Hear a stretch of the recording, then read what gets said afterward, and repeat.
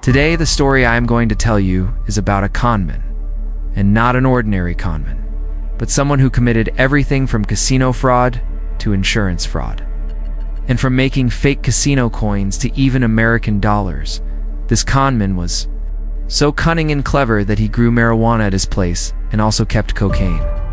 But the method he adopted to commit fraud in casinos made him the biggest con man in all of America, to the point that his entry was banned in American casinos.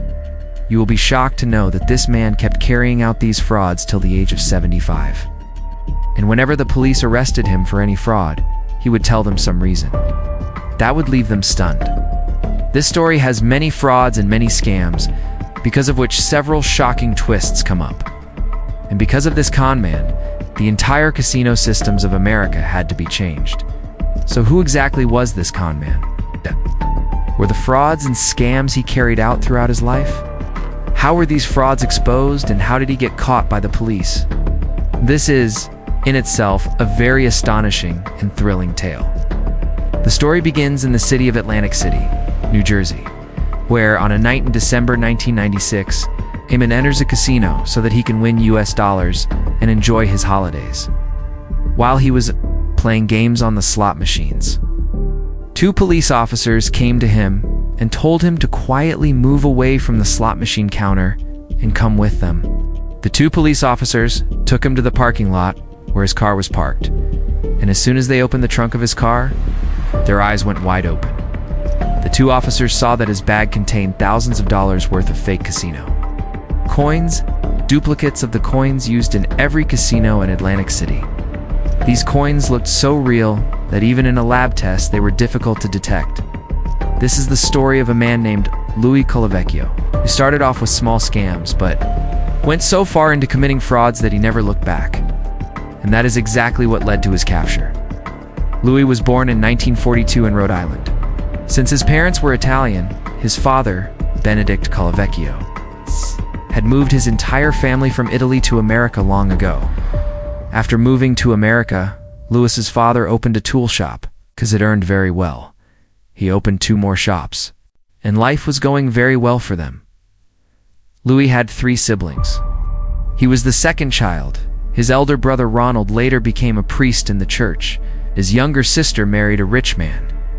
Since Louis was very smart from the beginning, he always wanted to create his own path. That's why he decided to get a bachelor's degree in business, and by the age of 22, he had earned it.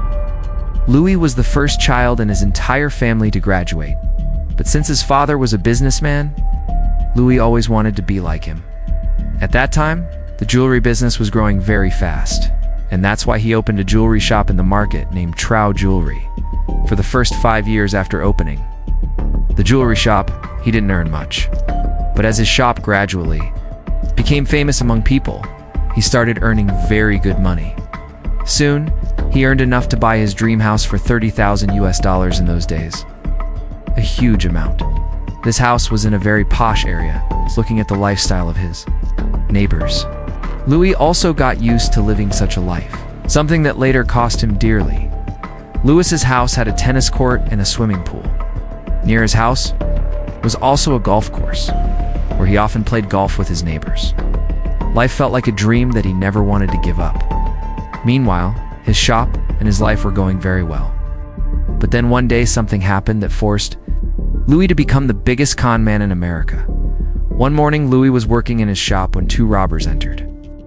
First, they looted every single piece of jewelry in the shop, and then they tied his hands and feet, hung him, tortured him. This incident completely broke Louis, because he had invested everything into this business. And after many years, the shop had only recently started running well. For him, this was nothing less than a nightmare. The robbers tortured him so much that eventually he fainted. He remembered nothing of what the robbers did to him, or what they stole. When he opened his eyes, he saw that he was lying on a hospital bed.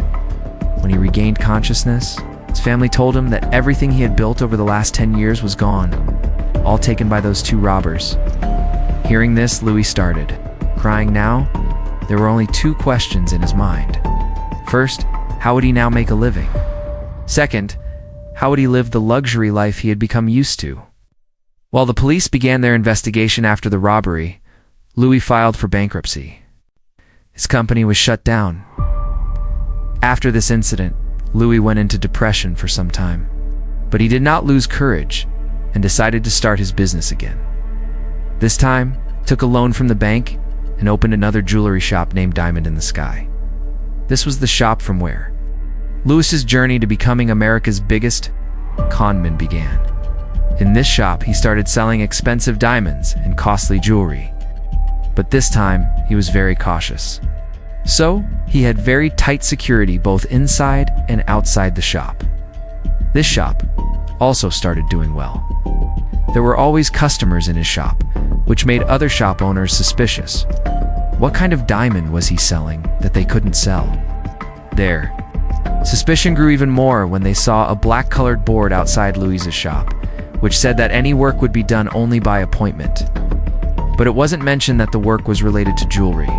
Seeing this, other shop owners began to believe that something was definitely wrong in Louis's shop, because despite the appointment condition, his shop was crowded. While their shops were open all the time but had no customers, their guess was completely correct. Because at this time, Louis was earning most of his money, not from his shop, but from casinos. But the biggest question is, how was he doing this? The answer will shock you. Louis often used to go to Atlantic City. When his family and friends asked him what he went there for, he told them that he went for business trips. But nobody knew that Louis used to go to Caesar's Palace Casino and play games on slot machines. This is where Louis's gambling and fraud career began. At first, Louis would just go to the casino, play slot machines, earn some decent money, and make a living. But in September 1993, one of his old friends asked him to go on a road trip. He also said they would go to Foxwoods Casino in Connecticut, which at that time was considered the main hub of casinos. Back then, Louis only played small games on slot machines and was not involved in any big gambling. So, when he reached Foxwoods Casino, he didn't gamble. He just watched people playing. His friend told him that if he didn't want to play card games, he could play on the slot machines. This is where Louis got his hands on a token that gave him the idea for casino fraud. The token Louis took was worth $10, and he began looking at it as if it were a piece of jewelry, because his work was to copy jewelry designs. When he decided that he would make fake copies of this coin, although Louis wasn't fully sure about this idea, one thought kept running through his mind: if he succeeded in doing this, he could earn endless wealth, because making these coins wasn't that easy. Casino coins were made exactly the same way as currency dollars were produced. These coins were crafted so flawlessly that the detectors in slot machines couldn't catch them. Every person gambling on the casino floors was closely monitored, and it was impossible to cash these coins without playing, because once inside the casino, the staff on the floor ensured that the person entering had played a game. If Louis had taken these coins directly to the cash counter, he would have been caught, and he knew this very well. Louis also faced the risk that if he played at the same casino for too long, people would start suspecting him, so he decided that instead of playing continuously at one casino, he would execute this fraud by visiting different casinos. For example, if he planned to scam $2 million, he would go to 20 different casinos and win $100,000 at each. Now, he needed to find casinos that were crowded, where he could use counterfeit coins to win millions without the casino noticing. Soon, he learned about casinos in Atlantic City, New Jersey, including Trump Castle, Caesar's Palace, Sands, Tropicana, Resorts, and Bally's. These casinos had coins of various denominations, such as $10, $25, and $100. Since each casino's coins looked different, making them required a lot of effort. Initially, Louis tried making the coins alone, but he quickly realized it wasn't feasible. He needed machinery, tools, and people. The biggest risk in involving others was that if the police found out about the counterfeit coins, his entire operation would collapse. He also needed a large amount of metal and machinery, but Louis was determined to make these coins at any cost. He had an unyielding attitude and believed that once he set his mind to something, no one could stop him. For this process, he needed a die and a pressing machine. The die would shape the metal, and the pressing machine would press the metal into coins. The biggest challenge was creating the die. Louis then remembered a professional die maker living nearby. Though he was quite old, Louis couldn't press the metal alone, nor did he have enough space to store all the tools and metal. So he partnered with someone who had a large warehouse. Louis offered him a significant share of the profits from the fraud operation in exchange for using his space. The man agreed, and the metal rods were cut and melted in a melting machine, shaped, and then handed over to Louis to turn into coins. Louis paid meticulous attention to every detail while making these coins, carefully copying the symbols, textures, and numbers, because even the slightest flaw could get the coins detected in slot machines. Eventually, Louis successfully made counterfeit coins worth $50,000. Now, it was time to use them in casinos. Before heading to a major casino, Louis decided to test them in a smaller casino in Atlantic City. To avoid suspicion, he took his girlfriend along, as she was the only one he trusted. Louis and Julie packed bags full of counterfeit coins in their car's trunk and headed to Atlantic City's casinos. They were embarking on a risky journey, unaware if they would succeed or end up in jail. By this point, Louis had invested 2 years and his entire retirement savings, nearly $100,000, into this fraud operation. In 1996, he was fully prepared to rob the casinos. On their first attempt, they successfully scammed $25,000. Thrilled, they repeated the same the next night and made another $25,000. Over the next 3 months, Louis and his girlfriend visited multiple casinos, earning hundreds of thousands of dollars using counterfeit coins. But Louis had bigger plans. He decided to target Las Vegas casinos, traveled there, collected coins from different casinos, and replicated them. By now, he had become so skilled that he could create a die within 2 days of obtaining a coin and produce counterfeit coins. Shortly after, Louis was using counterfeit coins at such a rapid pace that once he made $12,000 in just an hour. Soon, he was earning hundreds of thousands every month. His hard work and investment were paying off, and with the massive profits, he began living a luxurious lifestyle while continuing his fraud in major casinos. However, something happened that exposed America's biggest counterfeit coin operation. Casinos conduct routine checks every 6 months to count damaged or missing coins. During one such check at Caesar's Palace, an employee noticed something odd. There were extra $10 slot machine coins in the inventory. No one could explain how this happened.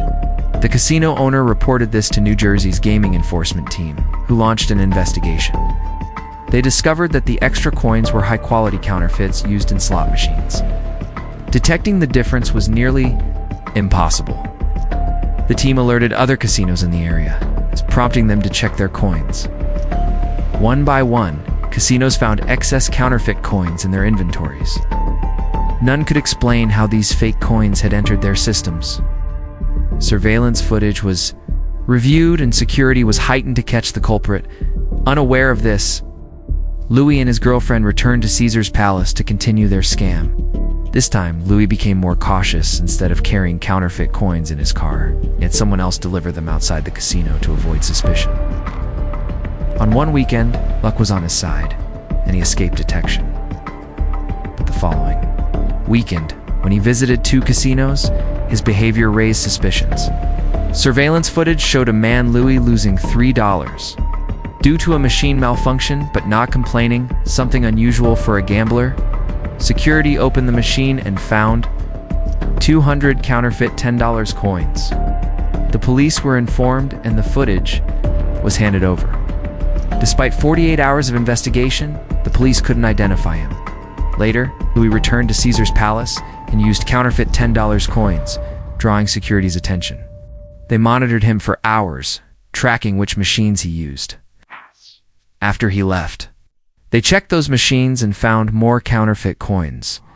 Police traced him to Rhode Island but faced a hurdle. Counterfeit casino coins weren't considered a crime there. They needed another way to arrest him. Meanwhile, Louis remained unaware and continued his scams in different cities. Eventually, Louis decided to target Atlantic City casinos again. He was planning to use $50,000 in counterfeit coins during Christmas. But as he approached, he sensed he was being followed and diverted to Caesar's Palace. There, Two police officers quietly asked him to step away from the counter. In the parking lot, they found $50,000 in counterfeit coins in his car. Since possessing counterfeit coins outside Rhode Island was illegal, police obtained a search warrant for his home. During the raid, they found $23,000 in counterfeit coins and identified the die maker involved. Lewis's operation was finally exposed, leading to his arrest and the end of one of the biggest counterfeit coin scams in history. When the police reached the die maker, they found thousands of pounds of metal stored in different cut pieces. The police filed a case against Louis and his girlfriend for manufacturing counterfeit jewelry and fake casino coins. These coins were sent to a forensic lab for examination. The coins were crafted so meticulously that when forensic experts called some casino staff to identify them, they noted only a tiny difference in the symbol of the American woman. On the coins, something barely noticeable even upon close inspection. Additionally, the weight and size of the coins were identical to genuine ones. After Louis' arrest, all casinos in Atlantic City, along with Foxwoods Casino in Connecticut, collectively pressed charges against him for manufacturing counterfeit casino coins. In 1997, he was sentenced to 5 years and 3 months in prison. However, the court also told him that if he paid a $900 fine and disclosed how he made the coins, his sentence could be reduced. While serving his sentence, the U.S. Mint contacted Louis. This was the same organization that regulates casinos and their coins across America. The U.S. Mint officials were highly impressed by Lewis's skill in crafting such flawless coins and even offered him a job. Lewis revealed that he used a special type of steel for the coins and sourced the dies from outside. After Louis went to jail, his family faced immense humiliation and difficulties. His father, a simple man who ran a tool shop, was shocked by his son's actions. Neighbors began gossiping about their household, as no one had imagined Louis could commit such crimes. After his sentencing, his family auctioned off all his tools and machinery to ensure he couldn't use them again after his release. However, they were unaware that this would mark the beginning of Lewis's second fraud spree. In 2006, Lewis was released from prison. Everyone assumed he would turn his life around and restart his jewelry business, but their hopes were misplaced. Just a few months after his release, the FBI arrested him again, this time for circulating counterfeit casino coins. Fortunately, luck was on his side, and he was released on $25,000 bail, paid by an anonymous person. Lewis's fraud was so massive that casinos began overhauling their security systems to prevent counterfeit coins from being used. Slot machines were upgraded with advanced software to detect fakes, and many casinos eventually phased out coin usage altogether, switching to electronic credits or paper vouchers. Until then, everyone believed Louis had only committed coin fraud. However, in his confession, he admitted to multiple shootings and robberies, including an insurance scam where he staged a robbery at his own jewelry store to claim the money. After his second release, he tried living a normal life. But 7 years later, in 2013, he was arrested again, this time for a completely different crime. Louis was caught with 2 kilograms of marijuana, and a search of his home revealed 16 cannabis plants growing in his garden.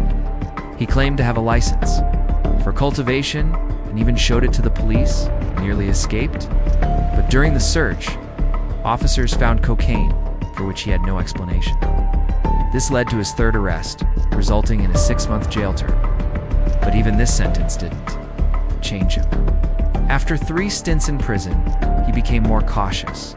However, one night while drinking with friends, he boasted about being an artist who could produce the world's best counterfeit bills. An undercover police informant overheard him and reported it. In December 2018, Secret Service agent raided Lewis's home in Rhode Island. Inside his basement, they found $29,000 in counterfeit bills, a printing machine computer, color printer, a die for printing $1 bills. He was immediately arrested, and the evidence was seized. This time, he was sentenced to 15 months in prison. Most shocking part? Lewis was now 77 years old. In court, when Judge McConnell learned that Lewis had been committing fraud since the age of 55, he was stunned. When the judge asked why Lewis used cocaine, Louis casually replied, "For sex." His sharp wit and cunning nature helped him evade accountability for years. At 77, Louis should have been spending his remaining years in a retirement home, but it seemed prison was his second home. The judge ordered him to remain in custody until a release plan was finalized. Louis, through his lawyer, filed a petition claiming he suffered from hypertension and dementia, requesting early release. Medical tests confirmed his conditions, but Assistant Judge Gerard Sauville warned the court not to be fooled by his age or illnesses. Given his lifelong history of scams, while in prison, Louis wrote a book detailing his criminal activities, including his connections with various crime families. He admitted to selling fake rosaries to Christians, claiming the money would help churches and priests, so only to pocket the cash himself. The book revealed his involvement in bank fraud, insurance scams, thefts, and even phone company fraud, proving he had no respect for law and order. Louis became so infamous for his counterfeit casino coins that every casino in America banned him. However, during his final year in prison, his health deteriorated badly. He even resorted to stealing food from the prison kitchen, leading to an early release. Just a few weeks after his release, at the age of 78, Louis passed away. America's greatest conman had finally met his end, leaving behind a legacy of deception, fraud, and unmatched cunning. What did you think of this story? Let us know in the comments. Like and subscribe to the channel. See you in the next video.